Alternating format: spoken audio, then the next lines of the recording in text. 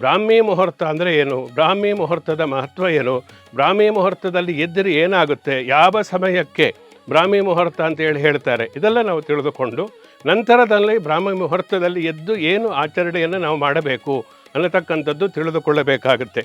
ಶಾಸ್ತ್ರದಲ್ಲಿ ಅಂದರೆ ಬ್ರಾಹ್ಮಿ ಮುಹೂರ್ತ ಯಾವ ಸಮಯಕ್ಕೆ ಹೇಳ್ತಾರೆ, ಈ ಬ್ರಾಹ್ಮಿ ಮುಹೂರ್ತಕ್ಕೆ ಒಂದು ವಿಶೇಷವಾಗಿದ್ದಿರತಕ್ಕಂಥದ್ದಿದೆ. ನಾವು ಈ ಪುರಾಣಗಳನ್ನೆಲ್ಲ ನಾವು ನೋಡಿದಾಗ ಕದ್ರಮ ಮಹರ್ಷಿಯ ಪತ್ನಿಯರಾಗಿರ್ತಕ್ಕಂತಹ ಕದ್ರು ಮತ್ತು ವಿನುತ ಇವರಿಬ್ಬರು ಕೂಡ ತಪಸ್ಸನ್ನು ಮಾಡಿ ಕದ್ರಮ ಮಹರ್ಷಿಯ ಅನುಗ್ರಹದಿಂದ ಮಕ್ಕಳನ್ನು ಪಡೆದರು. ಅದರಲ್ಲಿ ಕದ್ರು ಏನಿದ್ದಾಳೆ ಅವಳು ನನಗೆ 1000 ಮಕ್ಕಳು ಶಕ್ತಿಯುತರಾಗಿರ್ತಕ್ಕಂಥವ್ರು ಬೇಕು ಅನ್ನತಕ್ಕಂತಹ ವರವನ್ನು ಪಡೆದುಕೊಂಡ್ಳು.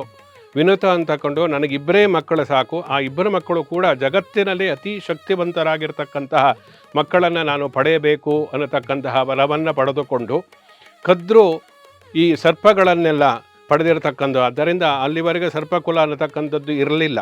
ಆ ಸಮಯದಲ್ಲಿ ಕದ್ರುವಿನ ಎಲ್ಲಿ ಸರ್ಪಗಳ ಯಾವುದು ಇದೆ ಅವೆಲ್ಲವೂ ಕೂಡ ಕದ್ರುವಿನ ಮಕ್ಕಳೇ ಆಗಿರತಕ್ಕಂಥದ್ದು.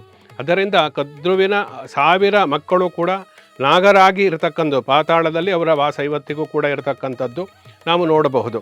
ಹಾಗೆ ಈ ವಾಸುಕಿ, ಈ ಕರ್ಕೋಟಕ, ಅಜಗರ ಇವೆಲ್ಲರೂ ಕೂಡ ತಕ್ಷಕ ಎಲ್ಲರೂ ಕದ್ರುವಿನ ಮಕ್ಕಳು. 1000 ಸಂಖ್ಯೆಯ ಸಂತತಿ ಸರ್ಪ ಸಂಖ್ಯೆಯನ್ನು ಪಡೆದಿರತಕ್ಕಂಥ ಕದ್ರು. ಇನ್ನು ವಿನುತ ಕೂಡ ಈ ಪಿಂಡದ ರೂಪದಲ್ಲಿ ಅಂದರೆ ಅವರು 9 ತಿಂಗಳು ಗರ್ಭವನ್ನು ಧರಿಸಿ ಆ ಮೂಲಕ ಮಾಡಿರತಕ್ಕಂಥದ್ದಲ್ಲ, ದೇವತೆಗಳ ಸಂಭೂತರಾಗಿರತಕ್ಕದ್ರಿಂದ ಪಿಂಡದ ರೂಪದಲ್ಲಿ ಅಂದರೆ ಮೊಟ್ಟೆಯ ರೂಪದಲ್ಲಿ ವಿನುತ 2 ಮಕ್ಕಳನ್ನು ಆ ಕದ್ರಮ ಮಹರ್ಷಿಗಳ ಅನುಗ್ರಹವನ್ನು ಮಾಡಿದರು.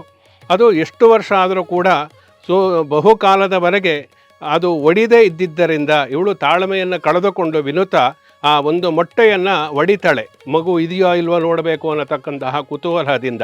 ಅದು ಒಡೆದಾಗ ಅರ್ಧ ಮಾತ್ರ ಶರೀರ ಅಂತಕ್ಕಂಥ ಬಂದಿರುತ್ತೆ, ಇನ್ನು ಅರ್ಧ ಬಂದಿರುವುದಿಲ್ಲ. ಇದು ತಾಳ್ಮೆಯನ್ನು ಕಳೆದುಕೊಂಡಿದ್ದರಿಂದ ಅವಳಿಗೆ ಶಾಪವು ಕೂಡ ಆ ಸಮಯದಲ್ಲಿ ಕೊಡಲ್ಪಡುತ್ತೆ. ಇವೆಲ್ಲ ನಾವು ಪುರಾಣದಲ್ಲಿ ನಾವು ನೋಡ್ಬೋದು. ಕೇವಲ ಅವನೇ ಅರುಣ, ಅವನಿಗೆ ಅರ್ಧ ಶರೀರ ಮಾತ್ರ ಇರತಕ್ಕಂಥದ್ದು, ಕಾಲಿನ ಇಂದ ಕೆಳಗೆ ಅವನಿಗೆ ಇರುವುದಿಲ್ಲ, ಕೇವಲ ಅರ್ಧ ಶರೀರ ಮಾತ್ರ. ಅವನಿಗೆ ಆ ಸಮಯದಲ್ಲಿ ದೇವತೆಗಳೆಲ್ಲರೂ ಬಂದು ಬ್ರಹ್ಮಾದಿಗಳ ದೇವತೆಗಳೆಲ್ಲರೂ ಅವನಿಗೆ ವರವನ್ನು ಕೊಟ್ಟು ನಿನಗೂ ಕೂಡ ಸೂರ್ಯನಂತೆ ವಿಶೇಷವಾದಂತಹ ಕಾಂತಿ ಅನ್ನತಕ್ಕಂಥದ್ದು, ಲೋಕವನ್ನು ಬೆಳಗತಕ್ಕಂತಹ ಶಕ್ತಿ ನಿನಗೆ ಬರಲಿ ಅನ್ನತಕ್ಕಂತಹ ವರವನ್ನು ಎಲ್ಲ ದೇವತೆಗಳು ಬೇರೆ ಬೇರೆ ರೂಪದಲ್ಲಿ ಕೊಡ್ತಾರೆ.